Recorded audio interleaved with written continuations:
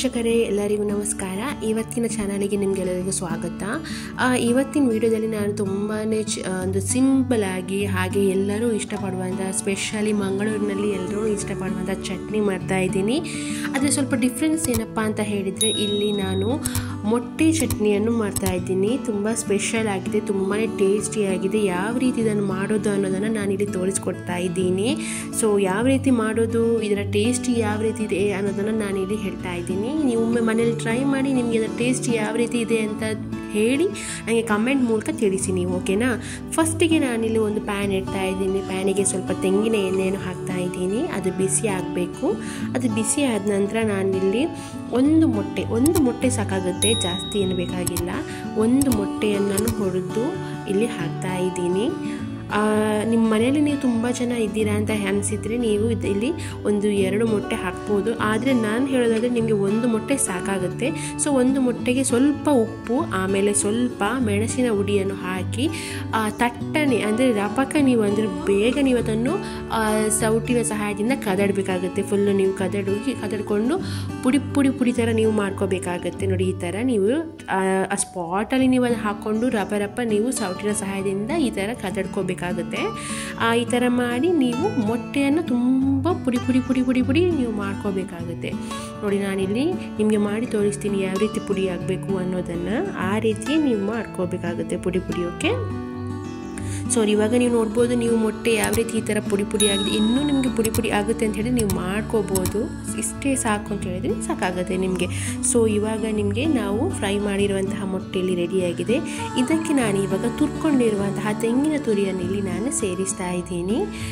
ಜಾಸ್ತಿ ಬೇಕು, ತುಂಬ ದಿವಸಕ್ಕೆ ಅಂದರೆ 1 ವಾರಕ್ಕೆ ನೀವು ಮಾಡಿ ಇಟ್ಕೊಳ್ತೀರಾ ಅಂತ ಹೇಳಿದರೆ ನೀವು ಸ್ವಲ್ಪ ತೆಂಗಿನ ತುರಿಯನ್ನು ಜಾಸ್ತಿ ಇಲ್ಲಿ ಆ್ಯಡ್ ಮಾಡ್ಕೊಳ್ಳಿ.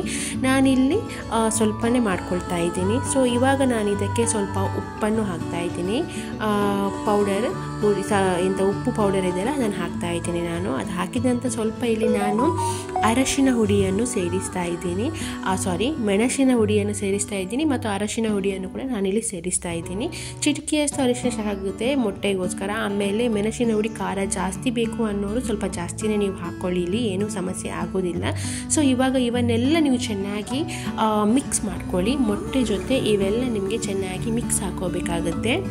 ಎಲ್ಲನೂ ಚೆನ್ನಾಗಿ ಈ ಥರ ಮಿಕ್ಸ್ ಮಾಡ್ಕೊಳ್ಳಿ. ಮಿಕ್ಸ್ ಮಾಡಿದ ನಂತರ ನೀವು ನಾವೇನು ಮೊಟ್ಟೆ ಚಟ್ನಿ ಮಾಡಿದ್ರೆ ನೋಡಿ, ಅದು ರೆಡಿ ಆಗುತ್ತೆ. ಇದನ್ನು ನೀವು ಹೀಗೆ 1 ವಾರ ತನಕ ಫ್ರಿಜ್ಜಲ್ಲಿ ಇಡದೆ ಹೊರಗಡೆ ಡಬ್ಬಿಯಲ್ಲಿ ಹಾಕಿ ಸ್ಟೋರ್ ಮಾಡಿ ಇಡ್ಬೋದು, ಏನೂ ಆಗೋದಿಲ್ಲ. ನಿಮಗೆ ಊಟ ಮಾಡುವಂಥ ಟೈಮಲ್ಲಿ ನೀವು ಇದರಲ್ಲಿ ಎಷ್ಟು ಬೇಕು ಅಷ್ಟನ್ನು ತೆಗೆದು ಅದಕ್ಕೆ ನೀವು ಒಗ್ಗರಣೆ ಹಾಕಿದರೆ ನಿಮಗೆ ಅವು ಗಂಜಿ ಜೊತೆ ಮೊಟ್ಟೆ ಚಟ್ನಿ ರೆಡಿ ಆಗುತ್ತೆ ತಿನ್ನಲಿಕ್ಕೆ ನಿಮಗೆ.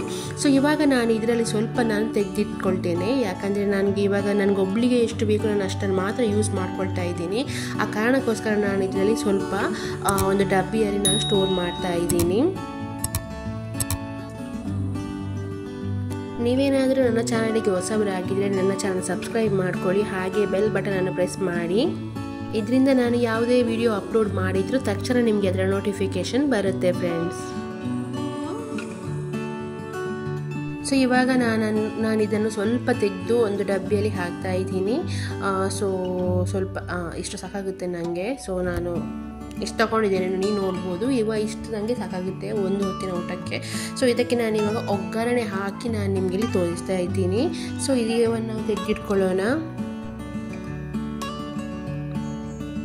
ಸೊ ಇವಾಗ ಇದನ್ನು ತೆಗೆದಿಟ್ಟು ಒಂದು ಒಗ್ಗರಣೆ ಪ್ಯಾನನ್ನು ನಾನಿಲ್ಲಿ ಇಡ್ತಾ ಇದ್ದೀನಿ. ಒಗ್ಗರಣೆ ಪ್ಯಾನಿಗೆ ನಾನು ಸ್ವಲ್ಪ ತೆಂಗಿನೆಣ್ಣೆಯನ್ನು ಹಾಕ್ತಾ ಇದ್ದೀನಿ. ತೆಂಗಿನೆಣ್ಣೆ ಹಾಕಿದ ನಂತರ ಚೆನ್ನಾಗಿ ಸ್ವಲ್ಪ ಬಿಸಿ ಆಗಬೇಕು. ಅದು ಬಿಸಿ ಆದ ನಂತರ ನಾನು ಅದಕ್ಕೆ ಸ್ವಲ್ಪ ಸಾಸಿವೆಯನ್ನು ಹಾಕಿ ಸಿಡಿಸ್ಕೊಡ್ತೀನಿ.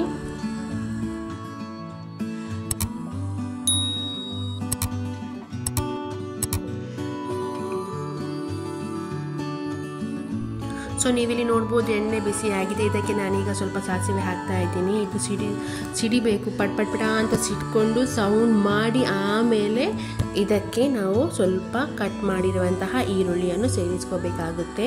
ಸೊ ಈರುಳ್ಳಿಯನ್ನು ಸೇರಿಸ್ಕೊಂಡು ನಂತರ ಸ್ವಲ್ಪ ಕರಿಬೇವನ್ನು ನಾನು ಇದಕ್ಕೆ ಹಾಕ್ತೇನೆ. ನೀವಿಲ್ಲಿ ನೋಡ್ಬೋದು, ಇವಾಗ ಈರುಳ್ಳಿಯನ್ನು ಕಟ್ ಮಾಡಿಕೊಂಡು ಹಾಕ್ತಾ ಇದ್ದೀನಿ. ಇದನ್ನು ಚೆನ್ನಾಗಿ ನಾವು ಫ್ರೈ ಮಾಡ್ಕೋಬೇಕು.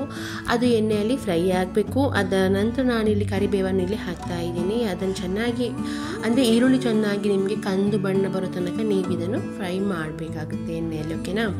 ಸೊ ಇವಾಗ ಇದು ನಿಮಗೆ ನೋಡ್ಬೋದು ಫ್ರೈ ಆಗ್ತಾ ಇದೆ, ಆಲ್ಮೋಸ್ಟ್ ಫ್ರೈ ಆಗಿದೆ.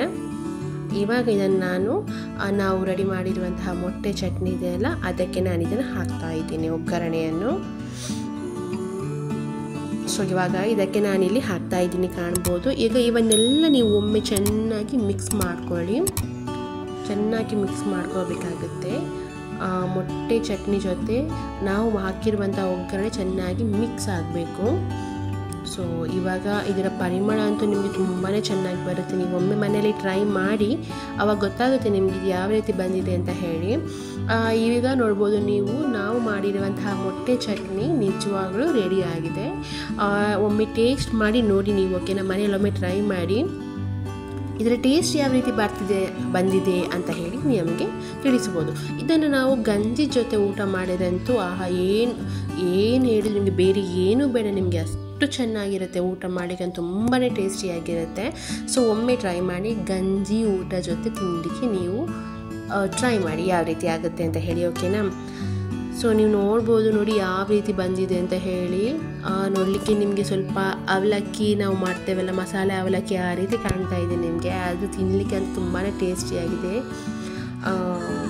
ಗಂಜಿ ಜೊತೆ ಊಟ ಮಾಡುವಾಗ ಈ ರೀತಿ ನೀವು ಮಾಡ್ಕೊಂಡು ತಿಂದರೆ ನಿಮಗೆ ಏನು ಬೇಡ, ಇದರ ಮುಂದೆ ನಿಮಗೆ ಯಾವ ಮೀನು ಬೇಡ, ಯಾವ ಕೋಳಿನೂ ಬೇಡ, ಏನು ಬೇಡ, ಅಷ್ಟು ಚೆನ್ನಾಗಿರುತ್ತೆ ಫ್ರೆಂಡ್ಸ್. ನೀವು ಒಮ್ಮೆ ಖಂಡಿತ ಇದನ್ನು ಟ್ರೈ ಮಾಡಿ, ಓಕೆನಾ.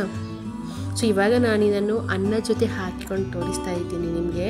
ಬಿಸಿ ಬಿಸಿ ಅನ್ನ ರೆಡಿ ಆಗಿದೆ. ಸೊ ಅನ್ನ ಜೊತೆ ನಾನಿಲ್ಲಿ ಹಾಕ್ತಾ ಇದ್ದೀನಿ. ಕುಚ್ಚಲಕ್ಕಿ ಗಂಜಿ ಮಾಡ್ಕೊಂಡು ನಾವೇನಾದ್ರು ತಿಂದುಬಿಟ್ರೆ ಇದನ್ನು ನೀವೊಂದು ರುಚಿ ಅಂತೂ ಮರೆಯೋದಿಲ್ಲ. ಇನ್ನು ಮುಂದೆ ನೀವು ಚಟ್ನಿ ಮಾಡೋದಕ್ಕಿಂತ ಬದಲು ಮೊಟ್ಟೆ ಚಟ್ನಿ ಮಾಡ್ಕೊಂಡೇ ತಿಂತೀರ ನೀವು. ನಾನಿಲ್ಲಿ ಗಂಜಿ ಸ್ವಲ್ಪ ನೀರನ್ನು ಹಾಕ್ತಾ ಇದ್ದೀನಿ ನೋಡಿ ಅನ್ನಕ್ಕೆ. ಸೊ ಇವಾಗ ನಾವು ರೆಡಿ ಮಾಡಿರೋ ಚಟ್ನಿ ಹಾಕಿದ್ದೀನಿ ನೋಡಿ ಯಾವ ರೀತಿ ಬಂದಿದೆ ಅಂತ. ಒಮ್ಮೆ ನೀವು ಟ್ರೈ ಮಾಡಿ, ಓಕೆ. ತುಂಬಾ ಇಷ್ಟ ಆಗುತ್ತೆ ನಿಮಗೆ.